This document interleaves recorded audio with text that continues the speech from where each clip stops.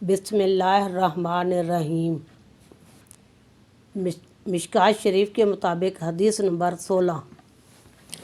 तला बिन उबैदुल्लाह रज़ियल्लाहु तआला अन्हु बयान करते हैं, अहले नजद से परेशान हाल बिखरे बालों वाला एक शख्स रसूलुल्लाह सल्लल्लाहु अलैहि वसल्लम की खिदमत में हाजिर हुआ। हम इसकी आवाज़ की गनगनाहट सुन रहे थे, लेकिन हम इसकी बात नहीं समझ रहे थे, हत्ता कि वो रसूलुल्लाह सल्लल्लाहु अलैहि वसल्लम के करीब हुआ और वो इस्लाम के मुतल्लिक़ पूछने लगा। तो रसूलुल्लाह सल्लल्लाहु अलैहि वसल्लम ने फरमाया, दिन और रात में 5 नमाज़ें। इसने अर्ज़ किया, क्या इनके अलावा भी कोई चीज़ मुझ पर फ़र्ज़ है? आप सल्लल्लाहु अलैहि वसल्लम ने फरमाया, नहीं, मगर ये कि तुम नफिल पढ़ो।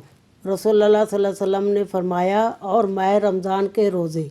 इसने पूछा, क्या इसके अलावा भी मुझ पर कोई चीज़ लाजिम है? आप सल्लल्लाहु अलैहि वसल्लम ने फरमाया, नहीं, अलैया कि तुम नफिल रोज़े रखो। रवी बयान करते हैं, रसूलुल्लाह सल्लल्लाहु अलैहि वसल्लम ने उसे ज़कात के मुतल्लिक़ बताया, तो उसने कहा, क्या इसके अलावा कोई चीज़ मुझ पर फ़र्ज़ है? तो आप सल्लल्लाहु अलैहि वसल्लम ने फरमाया, नहीं, अलैया कि तुम नफली सदका करो। रवी बयान करते हैं कि वो आदमी ये कहते हुए वापस चला गया, अल्लाह की कसम, मैं इसमें किसी किस्म की कमी पेशी नहीं करूँगा। तो रसूलुल्लाह सल्लल्लाहु अलैहि वसल्लम ने फरमाया, अगर इसने सच कहा है तो वो कामयाब हो गया।